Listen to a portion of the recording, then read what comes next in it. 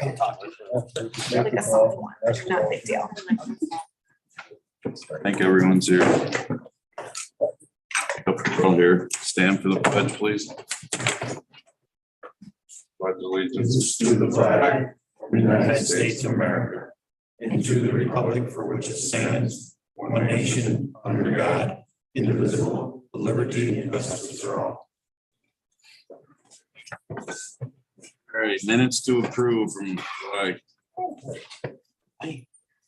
Brian moves them, second. Second. Christina, any discussion? Not all in favor? Aye. Aye. All right, Carl has no updates and I don't see him here. Kyle's report's here. Do you have anything to add for us, Kyle? No, I don't have anything to add. All right, does anybody have anything for Kyle? All right, thank you. Terry. Hey, you have my report. I've got a couple things I just want to mention or add to it. We're going to be modifying the front entrance to the COB a little bit to allow for metal detectors to be installed the way we want to do it. So we'll be working on that. That came up after I did the agenda. Just going to comment on number 2 under County House Road. I thought we had a person we were going to be able to hire, and that person ended up refusing the job. So we're back to square one with hiring out there. The other thing that happened out at the public safety building, the sewer line got hit by a contractor that was doing a water line up the street. And there's much confusion. I'm trying to sort out exactly how that happened without dig safe and all that taking care of it. So, and I'm not going to assess any blame here, no matter what. But I think the mistake was made 25 years ago when they put the water line in. They apparently didn't register it with DigSafe.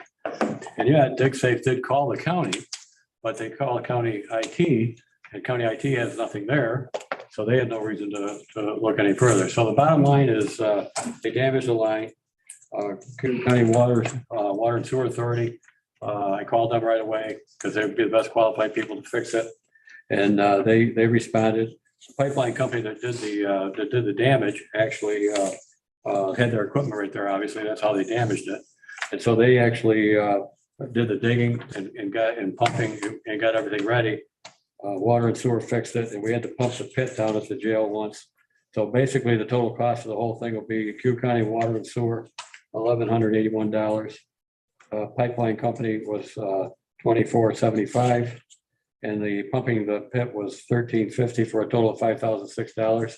I do have money in my budget. I'll be able to cover that. I just want to report it, and I've been working with Tom Bunn and IT to make sure that we're notified next time, and we know about that line, and we make sure we work around it. So I just want to report that. Hang on a second. So we paid the company that broke it to help fix it. Yes, because they did nothing wrong. We didn't mark it. It wasn't marked. So when they damaged it, it's not their fault. That's the way it works with DigSafe. If you don't mark your line and somebody hits it, it's your problem. It's not their problem.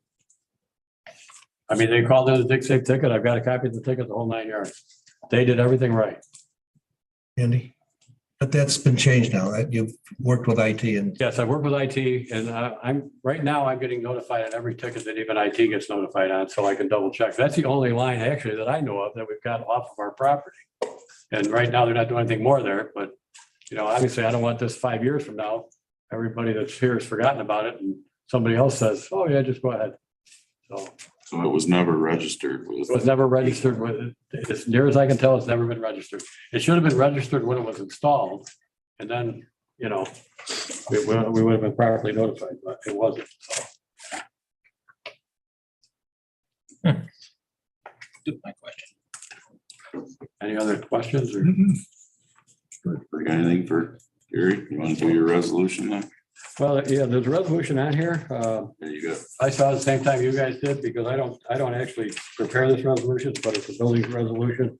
Basically, it's for the authorize the chairman of Cayuga County Legislature to sign a contract with Unified Court System for court cleaning and minor repairs. This is a resolution that is handled by the 6th floor every year or every X number of years. And they handled it this time. I just noticed it on the agenda, so I know a little bit about it because obviously we're the ones that do the work. So if you have any questions, I'll be happy to try to answer them. I have a motion for PW1. I'll move it. Can I have a second? Second, Brian. All right, questions? Jim? Is the price in here just a budget line price, or is that what we pay them per year? I can explain what this resolution is. This is Lynn. Can you hear me? Yes. So this is a contract that we enter into it with the unified court system every 5 years. We're required to provide a building space for them to operate. What this allows us, Jim, that's actually the reimbursement that they will pay us up to that amount. And there is an annual budget that's submitted, and basically we can get a lot of the maintenance and kind of contracts covered partially for the areas that they are in. And also when the court has specific upgrade requests like painting, carpeting, other renovations, the court will reimburse us 100%. So this is the contract that we will enter into with the state of New York, so that they will pay us. Anybody else? Thanks, Lynn. If not, all in favor, PW1? All right. Aye. Any opposed? All right, anything else, Gary? That's it for me. All right, Doug. Evening. I did send out a report there. There were a couple of notes that have changed or added since then. I just wanted to make sure that were mentioned. So our sewer lift station on the island had a failure last Thursday. It was during the concert, which was a big hit, by the way. We have effected a temporary fix on there. The vendor has suggested a rehab of the systems that's in there. We have a split system, some from the early 90s, some from the mid 70s in there that hasn't been rehabbed obviously since then. So I had talked to Chairman Gould a little bit about it and let Andy know that we were experiencing an issue there. They're looking at a retrofit to bring that system to the current standard and be able to function normally. It's probably going to be a $55,000 to $65,000 job. I haven't gotten a quote for it yet. We're running on a single pump and not an ideal situation out there right now. This is separate. I know that sounds like a broken record, but this is separate from the issue we had a couple weeks ago, which was a different lift station. The park has 5, just for the record. We've rehabbed 4 in the past 5 years, so going for round number 5 right now currently with that. So there'll be more on that later, but I appreciate everybody's response over the weekend to that. We also did receive, not included in the report, yesterday, we got a letter from the DASNY group about the CREST grant. So we've been awarded the $250,000 we applied for, which is half of the funding to replace the large shelter on the island that we took down last year. So we're pretty excited about that. The vendor is just going to get us an updated contract.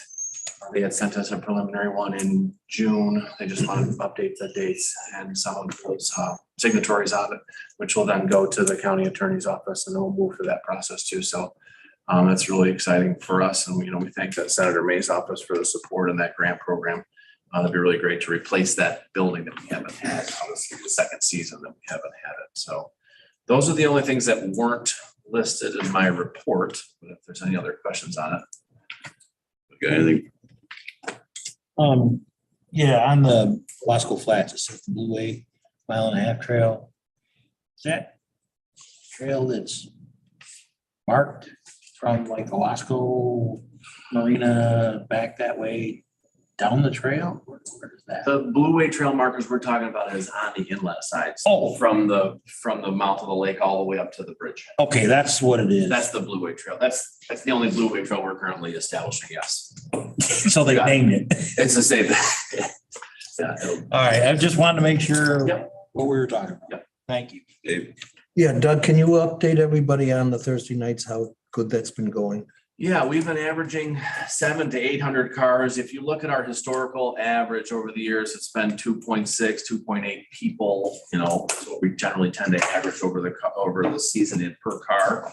So it gives you an idea that, it's anywhere from 1,800 to 2,500 people that are coming to the concerts every Thursday night. They've been very well received, obviously, with a lot of help from, we've got a great crew this summer. We've also got a lot of help from the Friends organization.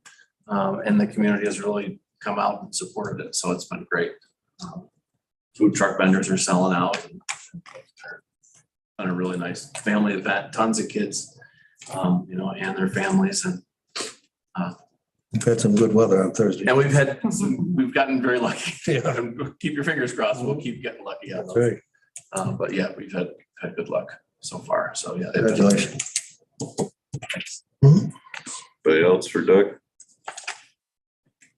All right, you don't have any resolutions? I don't, All right, thank you, Doug. thanks.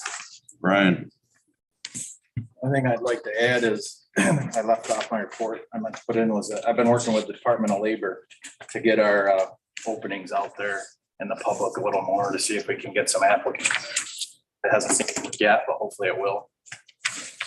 Other than that, that's all I'm gonna do. you got anything for Brian? Dave, Yeah, how many are you down, Brian? 9, 9? That's not, you were down a lot more than that earlier. no, that's the most I've been Is down. it the most? We kind of seem to, every time we hire a guy, we have one retire. Okay, So we haven't been able to gain any ground. all right, thank you. Just want to thank Brian and his group for some of the work they've done up in District 1. We had quite a few trees that needed to be removed. I'm sure the areas are going to need them now, but thank you, Brian, for taking care of that stuff. are other highway departments having the same issue, Brian? Yes. The state just lost 12, I heard. To retirement or to, Retirement and left for other positions that pay more money hourly. They pay less than we do. State does. anybody else for Brian? You got one resolution?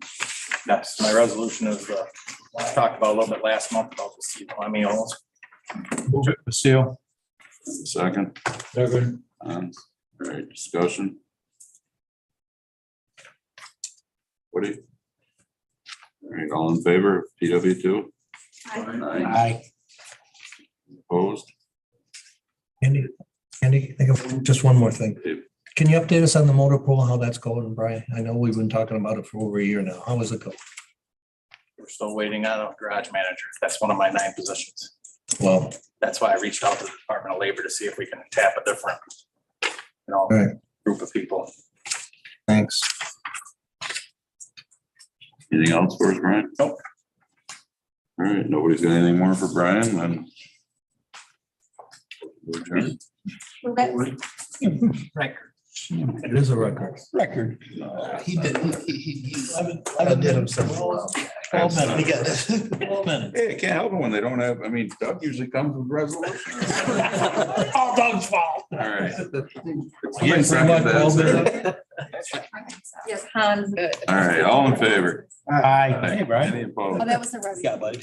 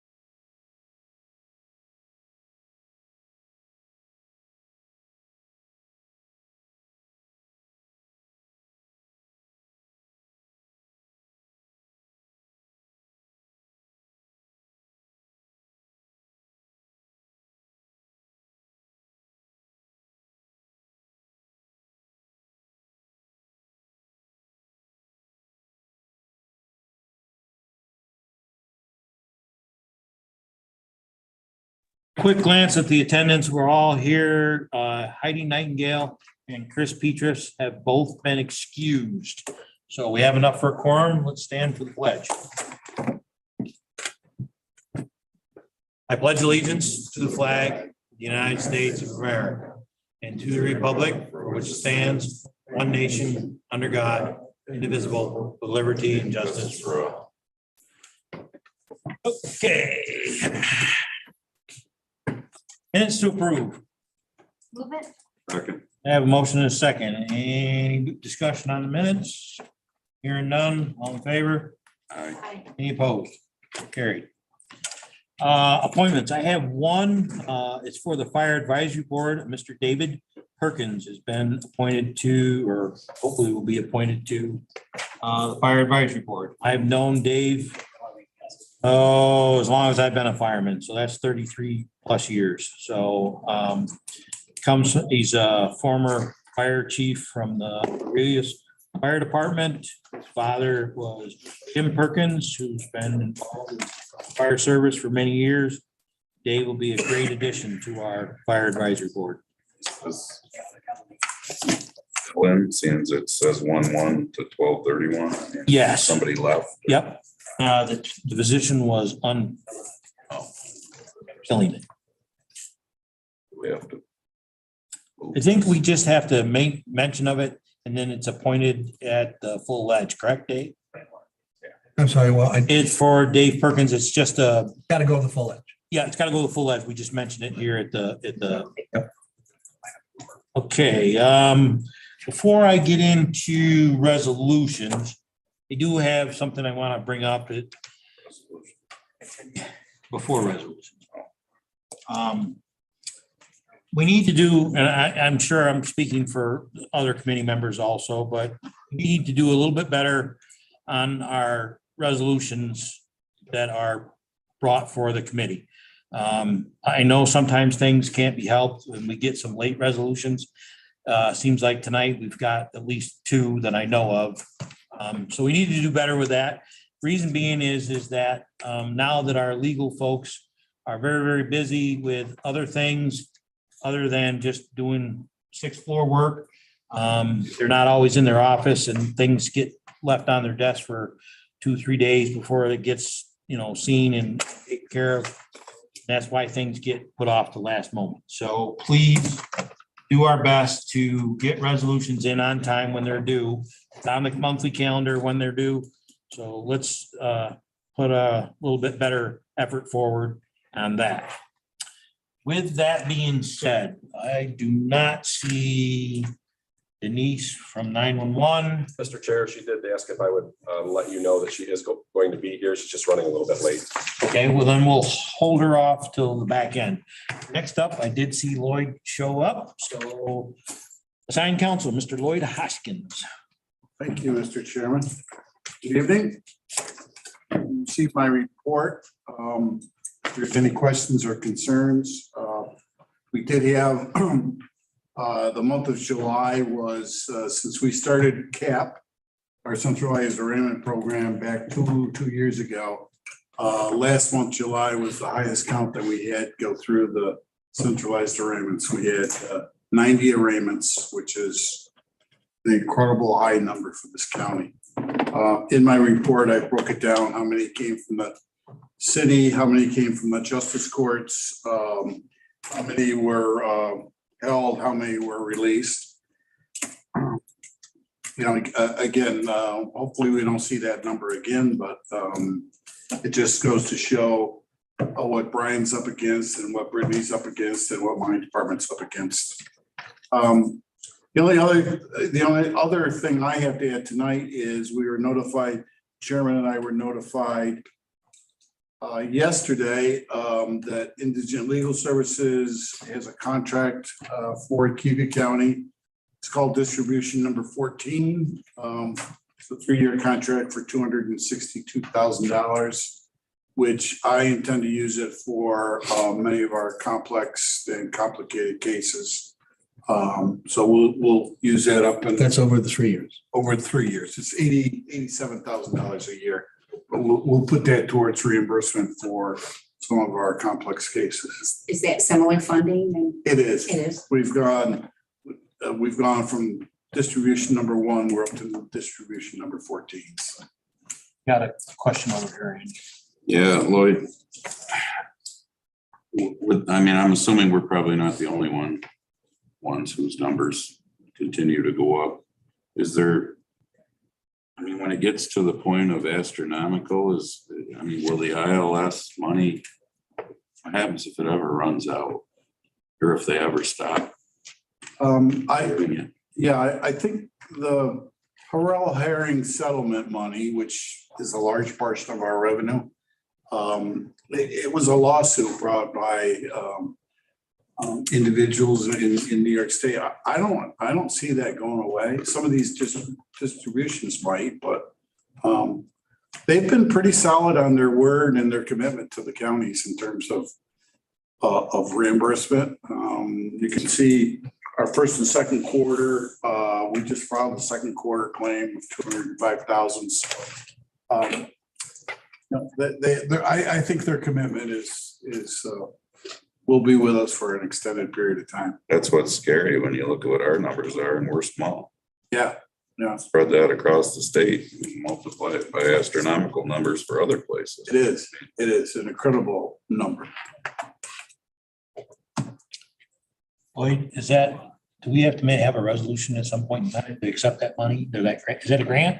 It's a grant money, so I will bring a resolution once, I intend on submitting it, and if it's accepted, then we'll bring the resolution. Thank you, sir. Anybody have anything for Lloyd? None? Thank you, sir. Thank you. Next up, I believe he is here. Dr. Duckett? Oh, hi, yeah. Back up. I mean, nothing to report on our end. We finally getting Riley his radio back. There's an update on that. No, we are down. We'll be getting our quarterly, Marcia does a quarterly report for me that will be done at the end of the month here. We're down overall. I don't want to give the exact numbers as we do have a few pending cases. Toxicologies unfortunately take sometimes 2 to 3 months, as the sheriff knows, to come back. Why, I really don't know. One thing that is troubling to me is still the suicide stuff. You just had a recent one there, but an elderly gentleman that went out and kind of ended his life. So those ones are tough because you always kind of wonder what we can do and beef up different programs and such. But those are the tough ones. I think the only other issue that we've been having is it's not really an issue for the legislator per se, but we have an increasingly higher number of primary care providers in the community that don't sign death certificates. So what ends up happening is that I have to review the cases and sign off because I'm not sending somebody, that's 82 years old for an autopsy just because their primary hasn't seen them in a year. I mean, that's inappropriate and such. So I got to figure out what I have to do to kind of re-educate. This isn't a problem just here. I guess it's throughout the state. In the sense that a lot of doctors, just for whatever reason, when their patients die, they just don't want to sign off on their death certificates. So just something that I'm ongoing trying to work on because it's really not appropriate for us to be signing off, me in the county and my office to sign off on just people that died of cancer and other things. So, but we are down, I would say, and I don't have the exact number. I try to bring that up. We are down with some overdoses. We did have a little bit of an uptick in probably the past 2 months, but not what it was obviously during the pandemic when we were all shut down and everything else. So we're getting back to the pre-pandemic numbers. If you recall, we had our big rise and then we began to decline. Then the pandemic hit. People were cut off from all their resources and doctors and things. So we're seeing them finally coming down as we have increased services. And I like to think that some of it's also with the MAT program of the jail. I think that the team, and it's not a plug into the sheriff's discussion today, but I do believe that these very high risk individuals are getting a better experience now that we're able to kind of transfer that with mixed ride and such. I think we're closing in the gaps even more. So that's all. I have a question. So. Sorry. I should maybe know this, but. Yeah. When you say our numbers are down, you're talking about the numbers that you as coroner. Yes, The deaths. overdose deaths.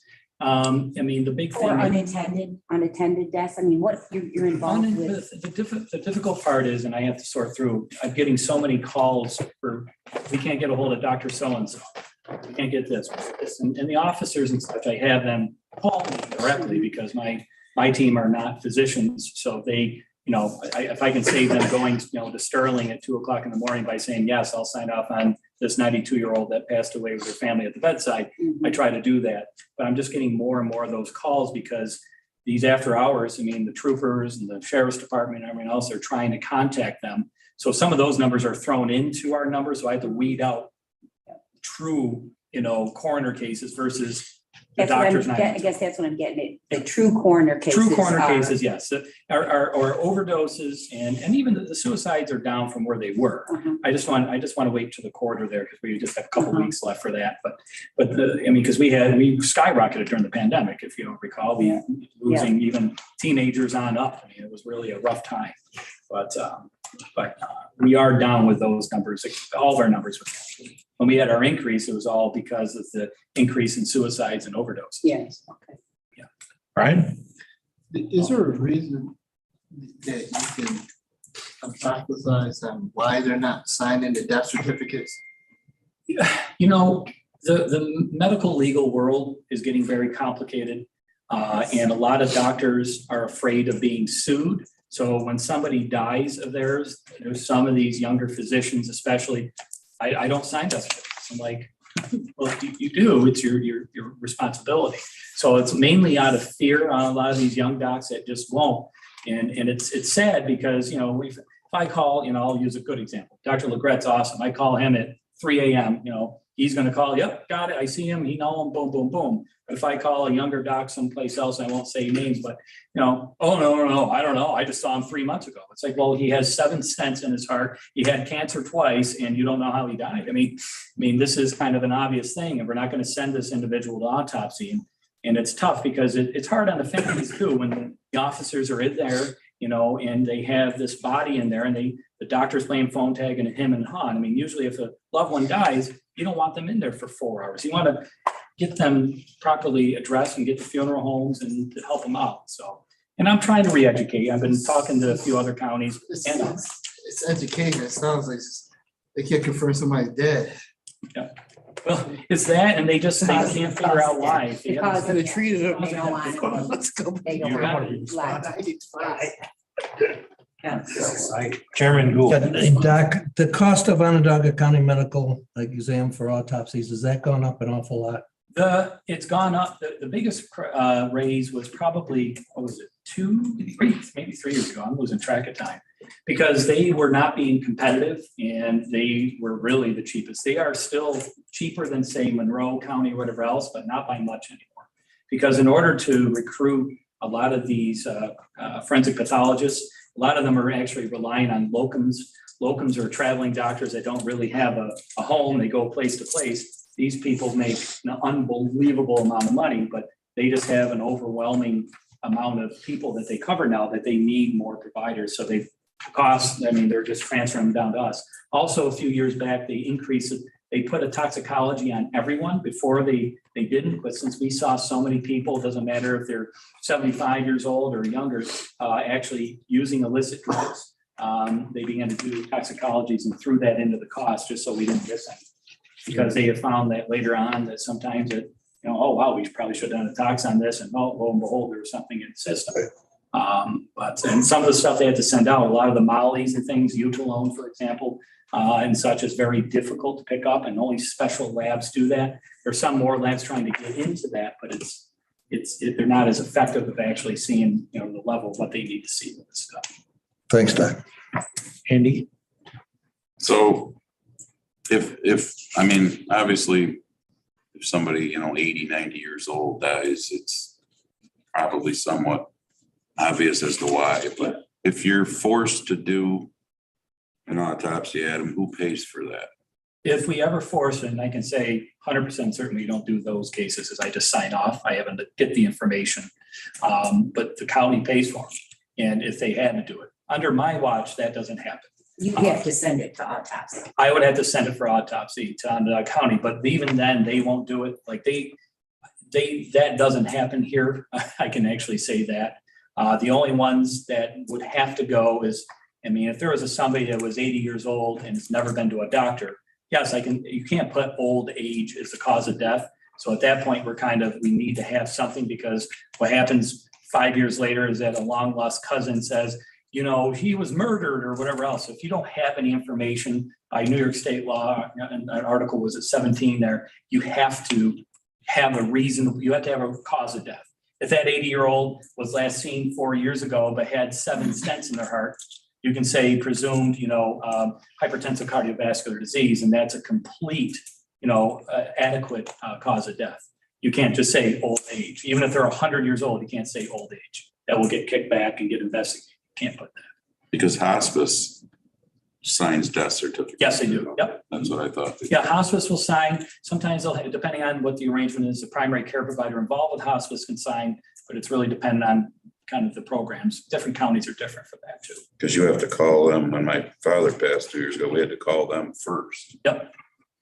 Which is good luck getting a hold of them at 4 a.m. It's tough. They're shorthanded too, and I wish we could get some help. For a lot of people don't want to do those types of jobs anymore because there's not a lot of money. A lot of jobs that are really needed aren't high paying, unfortunately, and that's a shortage that we have these days. Person waiting for them to show up. Okay, anybody else have anything for our coroner, Dr. Duckett? Thanks, Doc. Thank you. Seeing none, thank you, sir. Next up, District Attorney Brittany. Good evening, everyone. Just to give you a few updates, the GIVE initiative is up and running. All of the law enforcement agency partners have been meeting monthly. So we're required to give our statistics every month. So I'm hoping this time next year, we'll have some good data to provide to all of you. I'm still waiting on the DCJS Discovery Grant Letter Award. I've contacted them a couple times in July. We were supposed to get the award letter by the end of July, but we're still waiting. So as soon as we get that award letter, I will do a resolution to hopefully accept that funding. And then I did include just our grand jury statistics for the month of July. I found that to be interesting. We indicted 28 individuals last month. That was 10 more than the same time last year. So we're averaging around 8 to 10 more indictments every month. I can speculate as to the reasons, but there has been a significant increase in grand jury indictments this year alone. So, I have one resolution. It's JP3. It's just asking permission to accept grant funding from the New York State Office of Victim Services for our victim witness coordinator. I'll move it. Second. Have a motion and a second. Any discussion on JP3? Seeing none. All in favor? Hi. Any opposed? Carried. Okay, no Do they questions. have anything for the district attorney? Thank you. How much is the grant? Uh, I'm How sorry. much was the grant total? The grant for, it's about, for the victim witness coordinator, about approximately $55,000. A little over 54. Thank you. Next up, emergency services, Riley Shirkley. Good evening, everyone. You have my report in front of you, but on behalf of the chair, I want to bring attention to just a couple of quick things, and I'll keep it brief, just to keep Andy happy. Scared me when you started walking towards the podium. Nope, no presentation. The first is updates on the fire tower. At the last meeting, which was on the 13th of last month with Bergman, the architects discovered that on a previous site survey, not part of the contaminant survey that was done back in October, but there was a septic line that was previously unidentified. This city service line runs directly underneath the proposed vehicle storage building. Their alternative is to basically take an 8-bay building and chop it down to 3.5, which, as I've explained in previous presentations, I won't put it back up on the screen, really doesn't do a whole lot when we have 16 trailers scattered throughout the county. I've been working with administration as well as within buildings and grounds with Gary. We're trying to explore some other alternatives, whether that might be a new pole barn out on County House Road or something else in that vein. We're trying to look at some alternatives because really if we want to keep these assets indoors and out of the elements, we've got to find something that's going to work better than 3 bays. So I just wanted to bring that to your attention that odds are, given the blessing of the legislature and given circumstances, we probably will, or at least my suggestion would be to abandon the idea of keeping response equipment at the tower and maybe putting a small barn or like an Amish storage shed there for vehicle maintenance or for buildings and grounds maintenance out at the tower. But that really 3.5 bays isn't going to do a whole lot for 16 pieces of equipment. So I wanted to bring that to your attention. There's no action needed at this time. We're still trying to explore some alternatives, which I'll come back to as a later. But I wanted to bring that up. The second thing that I wanted to just point out is actually number 2 on my report, is that a couple of weeks ago, myself and fire coordinator Larry Diger were able to go and attend Senator Gillibrand's First Responders Summit in Washington, DC. It was a full day panel of current issues that are plaguing public safety. And I'm sure as you'll hear from the sheriff, as well as you'll hear from me, fire, law, and EMS are hurting for people. And one of the issues that we were actually able to discuss, and I spent close to an hour in Congresswoman Tenney's office, is the concepts of reciprocity and national standards across state lines. We have some serious issues when it comes to people that want to move into the state and carry a certification, be it from Florida or wherever, that might not be able to have EMS transfer here because New York has their own guidelines, their own curriculum. New York has their, we are one of 13 states in the country that does not subscribe to a national curriculum for fire instruction. We will accept reciprocity from Pro Board or IFSAC. Those are the 2 boards that oversee them. But New York State creates their own curriculum and they only teach to the national standard at one location, and that's Montour Falls. So if we have somebody that gets education in our county and moves to Virginia, odds are they won't be able to transfer to the national standard. They would have to repeat it or abandon it. So at this point, it does become a national priority when every state in this country is hurting for volunteers or for law enforcement professionals. And so we did have the chance to start those discussions. It's not a pretty picture to paint when people don't want to sign up for jobs like this, especially for little or no pay. And so we at least started some conversations. But on positives, I only have one resolution. I won't talk about it at length. That's to accept, or we previously accepted grant funding, but this is to enter into a contract with Tetra Tech to update our mass casualty incident plan. Anybody got any questions on the resolution or? Need a motion? Any, Market. got a motion in a second? Any discussion on JB4? Just the Tetra Tech is the similar contract that the sheriff's using. And then For we're their- using the same piggybacking agreement with Broome County that we use for the domestic terrorism prevention plan.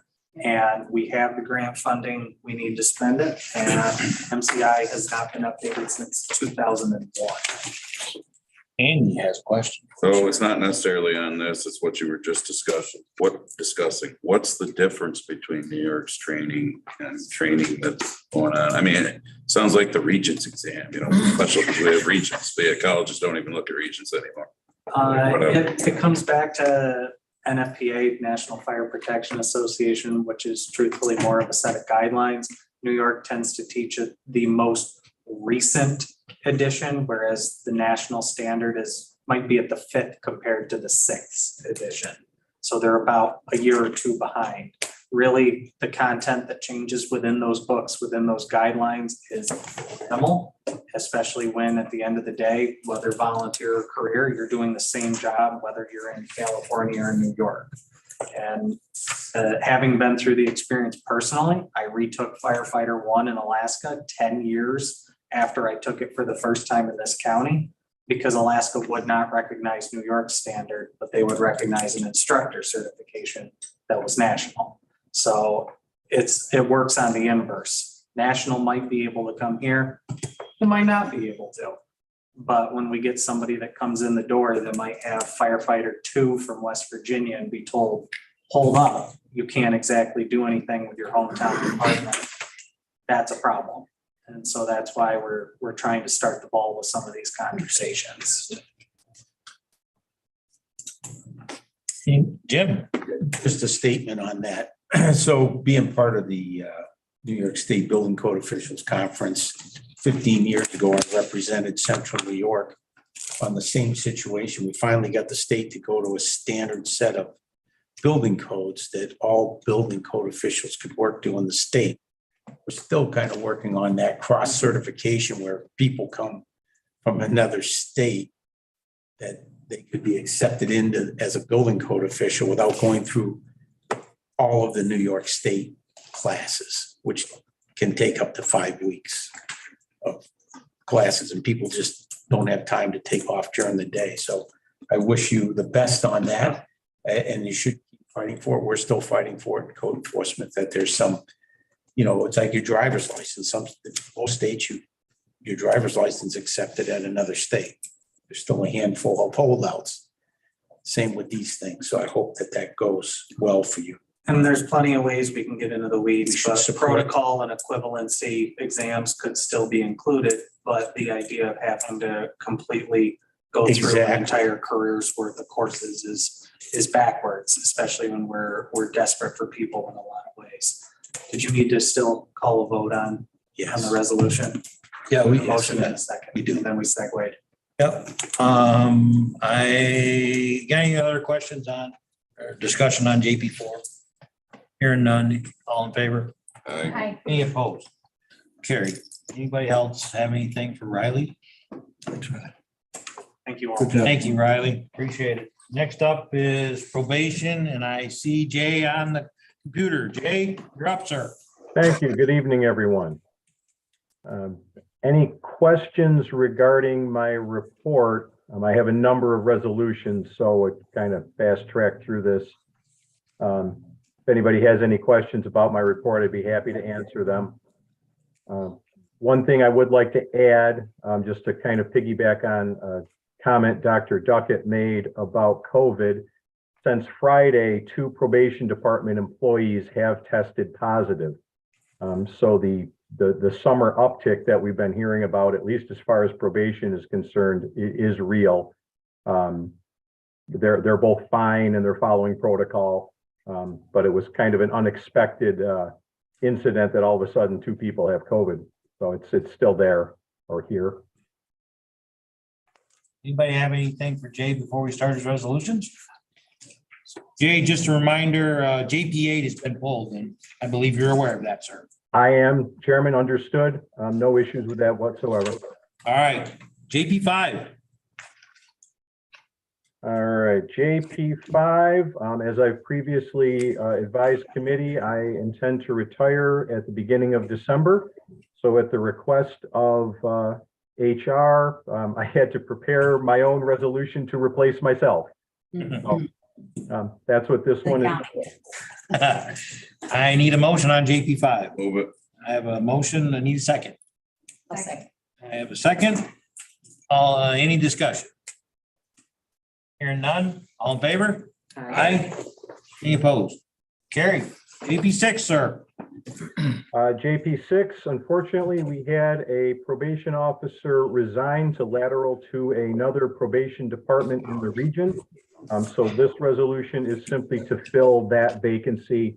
We do have an active list and are setting up, or will be setting up appointments to interview as soon as we have approval. I have a motion. Second. I have a second. Any discussion on JP6? Hearing none, all in favor? Aye. Aye. Any opposed? Carried. JP7, sir.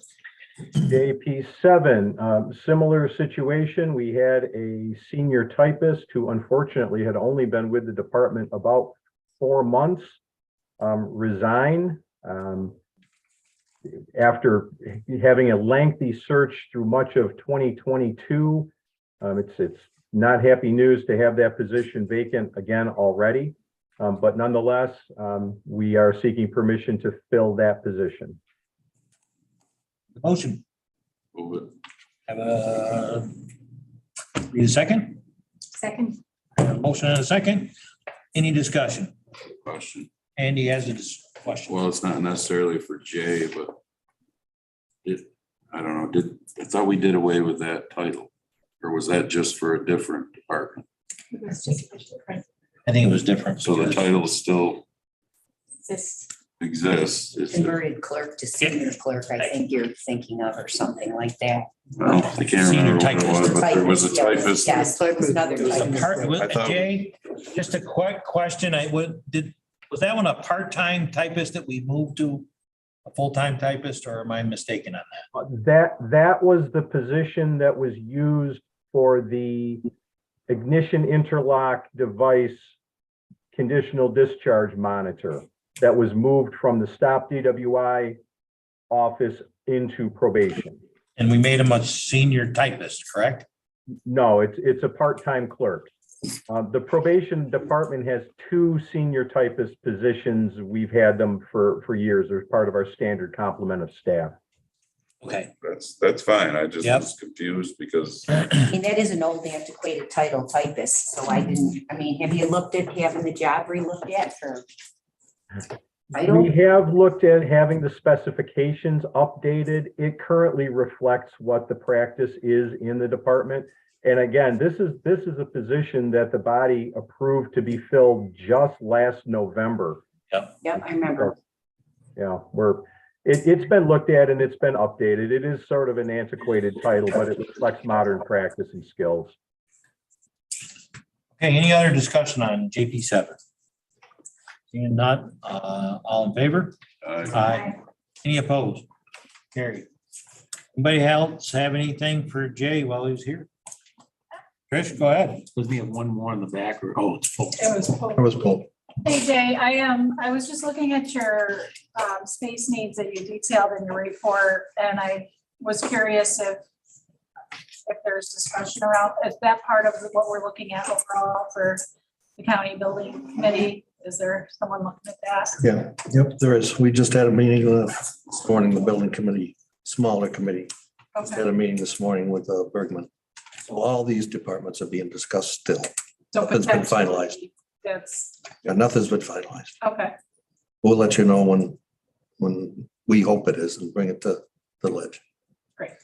If for no other purpose, then, my time with the department will be coming to a conclusion. I wanted to have kind of a record of what the needs of the department are for reference sake. So, that's kind of an overview, and this is information that's been provided in the past a couple of times. So for no other purpose than to have it upon the minutes of the body so that it can be referred back to down the road. Thank you. Any other questions for Jay? Thanks, Jay. Thanks, Jay. You're very welcome. Thank you all. Next up is our sheriff, Brian. Good evening. I don't have a presentation. I'm just coming up here, so I have a place to set my stuff. He's scaring us. It's just right. Just so I don't forget, I had mentioned at last month's meeting that I was looking to give a presentation this month at either public safety or the full ledge meeting regarding our workload and what's going on at the sheriff's office. I did talk to Chairman Strong just before this meeting and asked if I could push that off another month. I'm trying to still put that together and collect that, and it's not as easy as I hope, but I hope to do that next month. I did submit my report. I don't have anything in addition to that. If anybody has any questions relative to my report, happy to answer those before we address resolutions. Chairman. Yeah, Sheriff, do you have any kind of idea what time or how long this metal detector will be again? It's going to be a few weeks. I don't have an exact weeks time is up. frame. Yeah, so Good. After all this. if you want me to try to keep you updated on that, Yeah, I can if you do that could. if I can get an exact date of when it will be delivered. The media's been calling. I don't know how they even found out or wanted to know, but they've been calling. So I just had to have kind of a date for it. Okay, I'll try to Thanks. get you an exact date and let you know in a few days. Thanks, Brian. Anything else for the sheriff before we get into resolutions? Go ahead, sir. GP 9. JP 9, I'm looking for authorization to create and fill up to 3 part-time LPN positions for our medical division.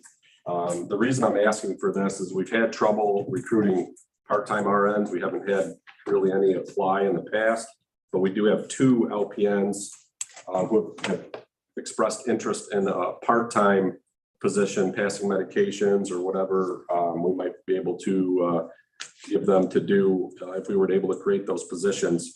We've been recruiting for a full-time LPN position. So as we've been interviewing and talking to some LPNs, some questions have popped up, hey, I'm not really interested in a full-time position, but might be interested in coming in for a day or two. Or so the reason I'm looking to try to create up to 3 is if we have 1, 2, or 3, depending on how much time or availability they have, maybe we have one that's available for a med pass on a Saturday morning and another that's available for a med pass on a Sunday, that maybe up to 3, we can fill in some gaps.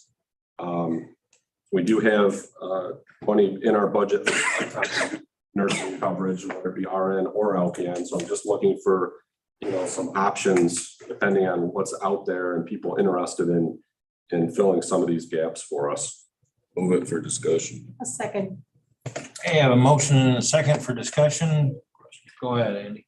So these will be like on call, but I mean, how it'll work, I guess. They could be, or we could have them pre-scheduled. The big thing will be coverage for medication passes.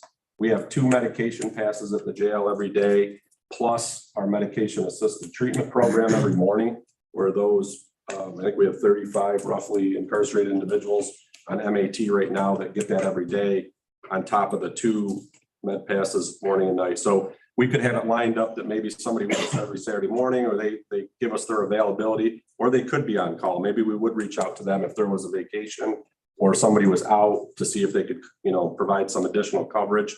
But our 3 full-time RNs that we have right now are just, they are stretched to the max. So we're just trying to look for ways to address some of our needs. And we have custody officers doing the majority of the med passes, which I don't like. We are authorized to do that, but I think that that's something that really somebody in a nursing position should be doing that has, much more experience in that area, rather than relying on our officers where we're short as well to provide these medications during the med pass. So there'll be an hourly position.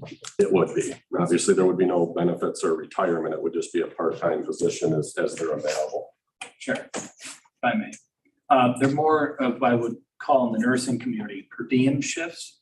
Part-time is more of like your guaranteed X amount of hours, but this is truly to kind of come in to do a couple hours for, say, the med pass. Biggest issue, as he was saying, the MAT program, is that when you give Suboxone, it's a very complicated process. You have to have them sit there, sitting on their hands, and they have to show that they haven't cheeked it. It takes about 15 minutes sometimes to solve. So it's a kind of a whole ordeal to make sure that it's not diverted and such. I think that our officers have been very good, because we've had attempts and we've gotten very sharp in terms of what to look for, what people are doing. A lot of other individuals in the programs will kind of call out some others, but it's just overbearing because it's a significant amount of time, and you have, 25, 30 people coming down at a time, all on the benches there trying to sit there and watch them too. So it's not like they're gonna be guaranteed 24 hours a week or anything like that. It's truly people come in to fill in the gaps, like in a per diem thing, maybe cover the weekends to come in for a couple hours to help out with the med pass, things along those lines. Because the other component is making sure that we have enough people to kind of cover if another person leaves. We have one individual that she's in nurse practitioner school for an RN. She's not going to be there forever. So it's very hard for us to compete for full-time positions, especially when you take a look in the news and you have the hospital just increase their wages, which was good, but they're making a lot more money an hour. You have the nursing homes making a lot more money. We're nowhere near what, for those prices to compete with. So it's harder for us to get people in. So we don't want to be in a bind. We want to have a bullpen of backups too. So it's what the idea, but there's not going to be, 3 people 24 hours a week. It's going to be literally one person can help out this week, another person can help out that week, things like that. And I also didn't really want to dive too deep into this at this meeting. I'm hoping to do this in conjunction with the presentation, but we really need to do an overhaul of our medical division as far as, providing oversight, having appropriate nursing coverage.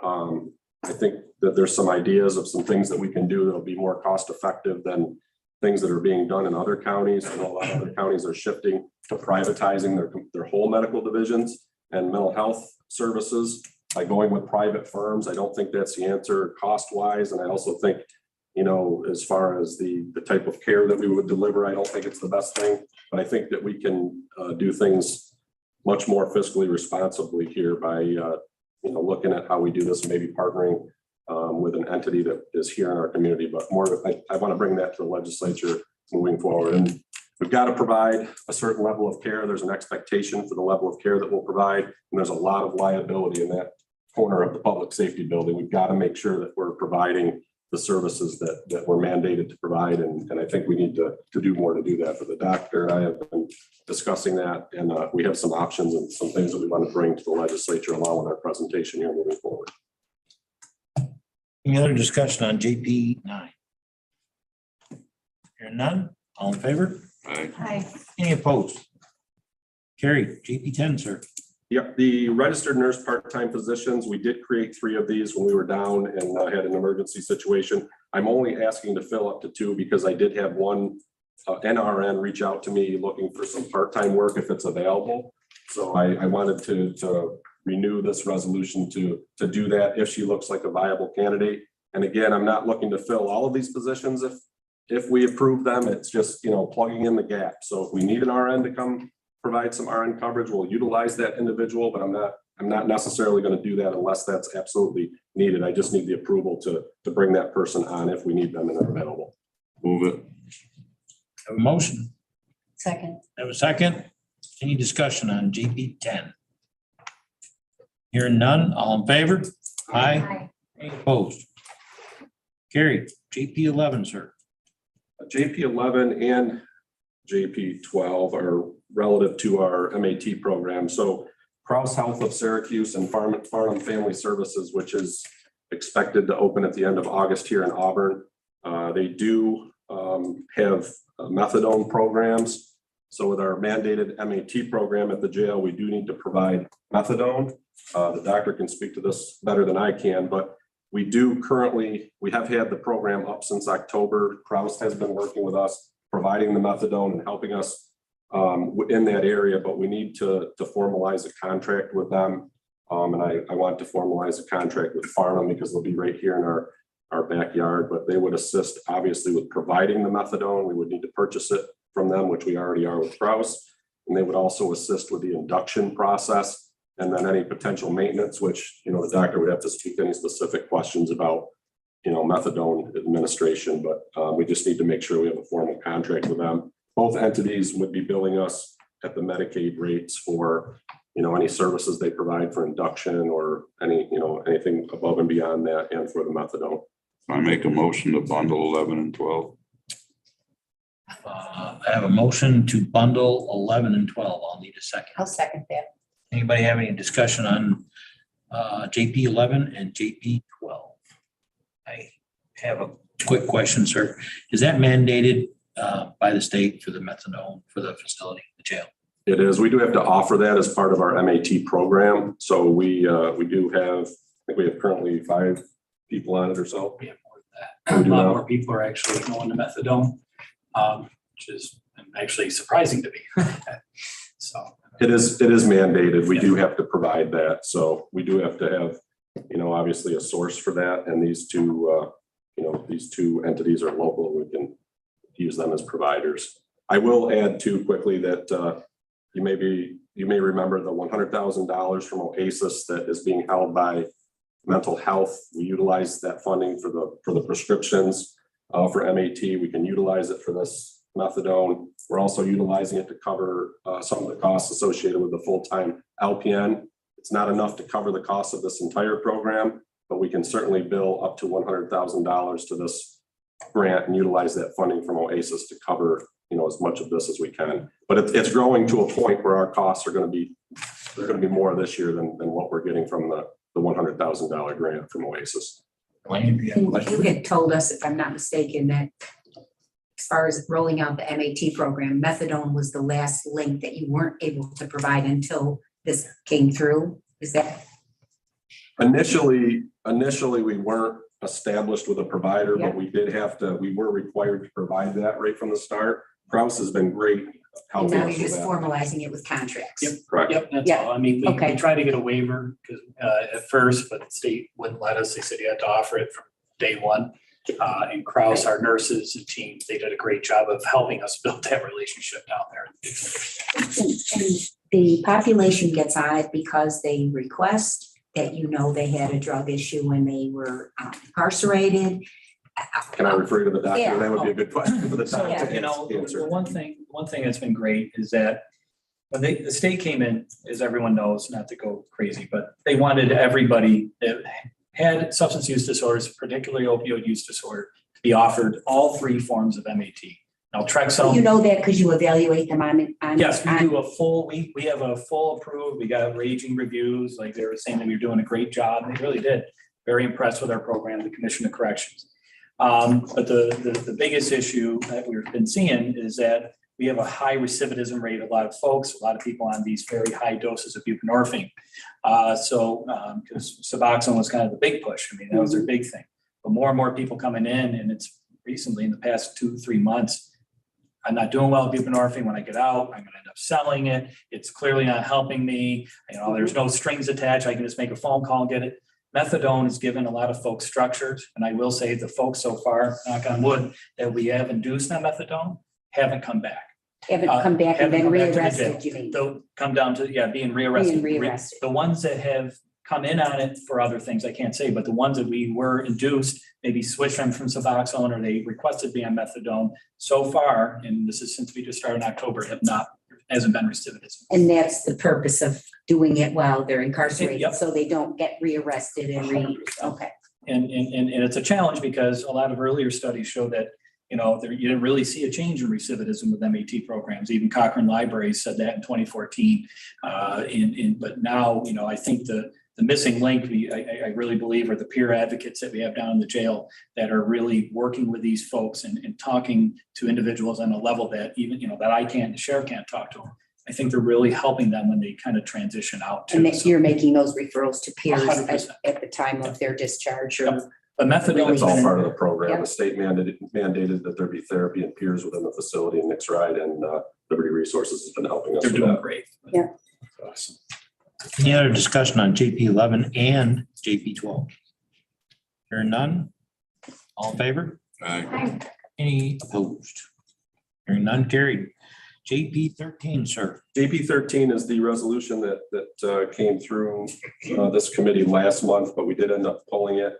Our budget director, Lynn, had a great idea. She had recognized a potential opportunity for IT and I to partner with EMO. I did speak with Riley. He did research this, and he does have some funding, it looks like, that we can utilize through a grant to cover the cost of the Safer Watch app. So the resolution as written and resubmitted needs to be amended, which I'd like to amend that for Ways and Means. I've just got to get with Riley, plug in that verbiage relative to where that funding is going to come from and what grant would cover that. So rather than funding that with telephone revenue, we can fund that with a grant that Riley has. And I think that was a great catch by Lynn, and I appreciate Riley and Lynn both, you know, helping me, working with me to find a different funding source that makes a lot more sense here. Just to be clear, we're going to introduce this JP 13 amended at Ways and Means, correct, sir? I think, yeah, so that would be my goal would be to do that if that works for the legislature to submit that to Ways and Means as amended. So should we Just table this for now? just information would be, if you're gonna pass it, it's up to you guys, but I would, We it's could, gotta be amended if you're nothing gonna. on it, just table it until Ways and Means. Right. So Is that, are we doing that legally, sir? You can, if you vote on it as is, it'll just get amended at Ways and Means, which is kind of the same thing. So what I'm saying is there's no harm in voting on it in its current form, knowing that it will be amended in Ways and Means. There's no harm not voting on. Okay, I'm fine with that. Act on That's true. You could, that's your other option. Either way, no harm, no foul. Well, I will grab the bull by the horns and say we'll pass it for now and we'll amend it at the Ways and Means, if that's my recommendation. So I need a motion on JP 13. Need a second? I have a motion and a second. Any other discussion? Hearing none. All in favor? Aye. Any opposed? Carried. Thank you. I'll make sure that gets amended. And JP 14, just another salary adjustment for the Union Springs School Special Patrol Officer to increase the salary will be reimbursed by the school, the salary adjustment. Move it. I have a motion, need a second. I got a motion and a second. Any discussion? Hearing none, all in favor? Aye. Any opposed? Carried. AP 15. That's just a routine resolution to accept the state law enforcement terrorism prevention program funding that we accept every year. Move it. Have a motion? Second. Have a second. Discussion? Hearing none, all in favor? Aye. Any opposed? Aye. Okay.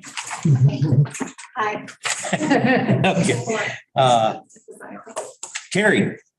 Anybody have anything else for the sheriff? Mark, I just, Yes, for ma'am. a second, I'm so glad that, to support AP9, I had the opportunity to be out there at the jail and to talk with one of the nurses that day, and she thoroughly explained how the process and all the different locations and keep an eye on them, and you have to, and it takes minutes. And she's just saying you have to churn through all of these people, let alone attend to whatever else might be going on. So it seems like a near impossible situation. So I'm happy to support this. And if you could just update us how it's going, hopefully your search will result in some folks coming and applying, but then let us know if you're helping that. Thank you. Anybody else for the sheriff? Thanks, Brett. Yeah, thank you. So wait a minute, Jim. I probably should save this for the full ledge meeting, but I can't resist. Oh, I know where you're going. Really? Are we gonna go there? Because I can fire back. Oh, here we go. He's a champion shower. He won Story. at the 4-H youth fair. The rooster. Yeah, I didn't want to rub it in, but I beat a number of the legislators in the room Yeah. here. I Yeah. was the winner of He the did. 4-H show. He did. The rooster. You notice I didn't show up because I didn't want to embarrass y'all. I was clearly the winner. I didn't want to rub it in though, but I was bring my own pet cow, so I said that with I was the only local elected official with a rooster with a chicken, and I think that kind of helped me get over the edge. But everybody else did a nice job with their cows. Well done. Thank you. Living in that district helped. That helped. That was my hometown. Oh, yeah. Oh, now we know. I haven't. We do have, still got business to conduct. Okay, 911, Denise is. Good evening. Just a couple of things to highlight in regards to staffing. We had 2 vacancies. And just after our public safety meeting last month, I actually had a supervisor resignation. Totally unexpected. And unfortunately now we're competing with private sector, which we have not ever done. So I think this is just another way of highlighting why we really need to look at the salaries for dispatchers and supervisors, because we're struggling. We are fortunate that we did have a new list. Of that list, there were 5 people interested in the position. 3 of them are viable candidates at this point. They are going through the background process. So that's awesome. The bad news is once these 3 are hired, if we do take them, our list is done. And that's for the rest of the year. We won't have another test until next year. So I have been working with HR on the HELP program. New York State has offered for us to be able to hire without them having to take the test. So I'm kind of working through that process, and I don't know that I love that process, but I think there are pros and cons to both sides of it. And I think we need to try it. So I probably will bring a resolution next month for that, because we don't have any vacancies right now. I'm not super anxious about getting that passed, but I kind of want to work through the logistics of it and be prepared if we do need it. Because like I said, this resolution or this resignation was somebody who I saw really growing at the 911 center. To be honest with you, someday I saw him in my seat. So this one really took me. It was hard.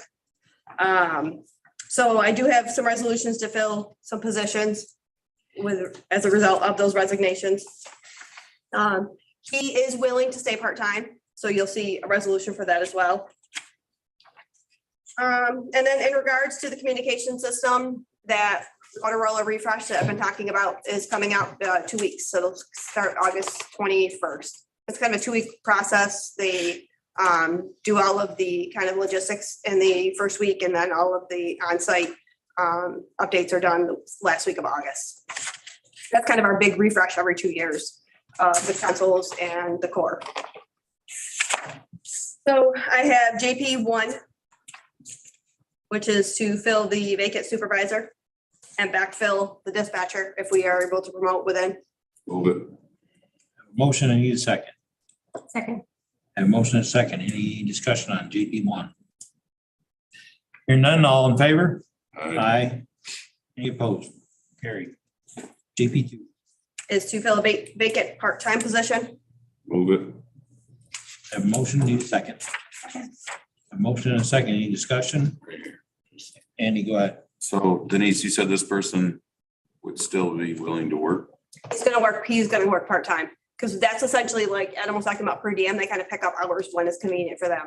So are you filling this? I'm gonna fill the part-time with him. Okay, that's. It probably, like the sheriff, it wasn't in your budget, but you have a viable candidate right now, so. and you Yeah, I do have a part-time vacancies. budget line. So it is in our Oh, budget. it was line, yeah. budgeted? Yeah, we budget part-time salaries. Oh, okay. Yep. You just hadn't filled them till now? Right, we have 3 part-timers. Okay. And they're hard, honestly, part-timers. That's what I was gonna ask you. Yeah. How did you think you'd be? They really just successful come from, doing it? they generally come from Yes. resignations Yeah. or retirements. Yeah, And people okay. just come back part-time. Need a motion on JP2? Or did we do that? We did I don't that. know. I did all. I'll move it or second or.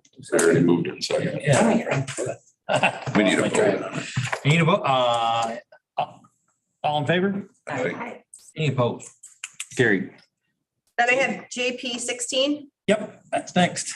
which is, it's a routine maintenance for, gas at the backup center.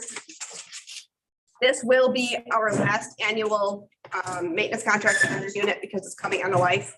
So it will just be a service as they're able to. So I will try to work on grant funding to replace that for 2025. Because this will expire September of next year. So we'll have like 3 months of maintenance on it for the end of 2024. But beginning January of 25, it's no longer under maintenance contract. So we'll want to work on replacing that. What is it for? I'm sorry, I don't see. That's the UPS, that's the backup power at the backup center. So for example, when the lights go out here, that keeps the backup center running. Okay. It's like they're generated? It's very similar, yep. Okay. The difference is a UPS doesn't last as long as a generator and it doesn't run on fuel because obviously the. Fuel battery. Move it. I have a motion, I need a second. I have a second also. Any discussion? Only thing I will say is that resolution was introduced late today. That was one of the reasons that I had my comments earlier in the meeting. We just all need to make sure that we try to get our resolutions in, on time or as quickly as possible. I knew sometimes things come up late, and this was one of those cases, so. You weren't here for the scolding. I've always been the black sheep. You can ask my brothers. Wasn't here for this, it wasn't a school, but anyways, They were just yelling at me back here. They're like, see, all in favor on JP 60? Aye. Any opposed? Carried. Next up is JP 17, which is another really, really late one. I have it here in my hand. so in my defense, this one, you were copied on all of these. Yes, I was. I was waiting, I do apologize. I actually was reworking this with Lynn and I was waiting for Lynn to get back to me. And I was remiss in following up with her when I didn't get her email back. So then I realized that today when it wasn't on the agenda, that it never went to the full group. She's off the computer. Yeah, good timing. She's not on. Yeah. No, I own it. I was waiting on her. She just hung up. She'll hear about it Yeah. Oh, I've already heard, trust me. But anyways, I do want to mention that this resolution, and I have copies of it here, it was handed to me like at 5:20. What is it, Mark? You're gonna. It's, I can go over it, I can read it verbatim if that's what everybody would like. It is, Mark, and if if you really do want to hold this till next month, it's not the end of the world. That's entirely up to you. I would prefer to get it through, but it is not going to make or break a project if we wait a month. Well, this has to do with our statewide inoperable communications grant, which is SICG. And it's designed to enhance and maintain emergency communication systems. And whereas the paging system is aging in need of major repairs, and Motorola has submitted a proposal in the amount of $849,000. And whereas there is available funding in grant programs in the amount of $306,000 and in A30204540063 in the amount of $247,000 to upgrade the paging system associated with the emergency communication system. And whereas the levels of defect of $296,000 to upgrade the paging system that shall be provided from the fund balance. Now therefore it be it resolved that the chairman of the legislature be authorized to sign a contract with Motorola for this proposed and that and that the Cayuga County Finance Director make all necessary journal and accounting entries to accomplish the foregoing, and be it further resolved that the 2023 budget is amended as follows. The expenditure A030204540063 radio in the amount of $602,000. Revenue is A3020043303 SICG, the amount of $306,000. Lynn did mention today that I think the 296,000 has to be put from where it is on the whereas down under the increase. I know that's very, very confusing. Yeah. I know, Yeah, if I might, Chair, I corresponded back and forth with Lynn. She did make some additional adjustments to that resolution. What you're reading is not the final version that I forwarded. Motion to table. And table it to, one of the items that you that she put on there is that I believe it's the $296,000. Yep. Is coming out of fund balance. And that was identified on the latest version of the resolution. So that would need 2/3 vote, any. I'm sorry? That would need a 2/3 at full leg. Correct. When we get. okay, so, and again, like I said, this was handed to me late. I know you were in trial and somehow or another it got missed. Nobody's fault, just one of those things that happen. I'm just motion to table till we get what we're supposed to actually be voting. Table it to next month if you don't mind, I'm right? not saying it's a horrible thing, but you just said what he read isn't right, so let's get the right thing that we all. Get the final, we can get the proper version to Ways and Means. You have one question. All right, I take Jim and then we'll go from there. Jim, go ahead. Is like, this isn't something we bid. Motorola is what we have, so we have to continue with Motorola? Yes, it's a proprietary system. So I've gotten sole source approvals for all that grant funding. There's almost $600,000 of grant funding that's going to be used to pay for the project. So the balance, the deficit is what's got to come out of fund balance. This is a project, I've been talking about this for a couple of months. And I do apologize because Lynn and I have been going back and forth with the resolution. And I left it with, is this okay for committee? And then I didn't hear back from her. And then I dropped the ball and forgot about it. So essentially I've gotten 2 different sole source approvals. One of the grants has to be spent by the end of this year or we lose it. So that's why we kind of need to push the project forward to get it done. So we can spend that funding and not lose the $205,000 out of the SEEK 20 grant. Then we'll take another portion out of the SEEK 21 grant and then the balance is coming out of the fund balance. Okay, So the total project costs are $849,000. just so we're very clear, I think we can have all the correct information.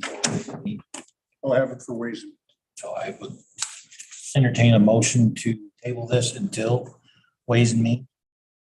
Andy, make that motion. Need a motion to table it. I need a second on that. You don't table it anywhere. You just table it. Brought back up wherever. It's true. I'll second the table. Okay, I have a motion and a second to table. Any discussion on that? Hearing none, all in favor? Aye. Carried. Here, was there any opposed? You were gonna oppose it? Video did oppose. Got that? Table. Denise, just a quick question. I know we should probably could have brought this up earlier, but this is something that is for our paging, or is it the backup center? For the communication system, it's for the first responders, it's the paging network. Thank you. Any other questions for Denise? I know we're a little off kilter here today, but Sorry. Jim? Is the paging system also used by the city? No, city doesn't use paging. Okay, yeah, direct dispatch. Volunteer fire. 24/7. Just one. Okay, Motion to adjourn.